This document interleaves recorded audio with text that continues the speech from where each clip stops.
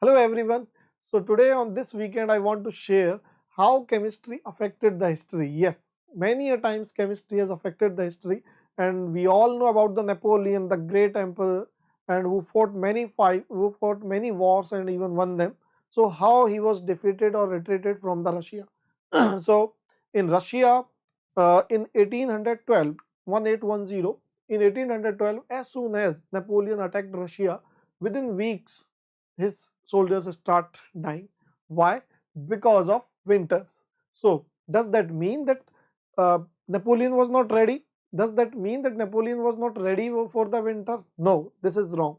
Napoleon was ready. He was very shrewd man. He was clever. He prepared well in the advance, and he had the all kind of gadgets, all kind of winter clothing which are required to fight under those conditions. But there was a silly error or a blunder. Just to save some cost, what he did, he replaced the buttons. Yes, I'm talking about the buttons. He replaced the buttons of brass with the tin because of cost. So what happened, he did not know about that tin has two allotropes.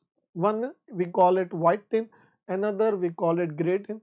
And gray tin is stable at low temperature and white tin is stable at the high temperature, 13 degree or more.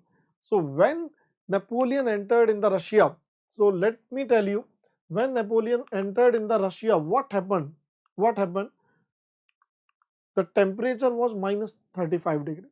When Napoleon entered, the temperature was minus 35 degrees. So what happened? All white tin get converted into gray tin. And once this conversion took place, you can see this is gray tin. Can you see this? The powdered form, and this is white tin.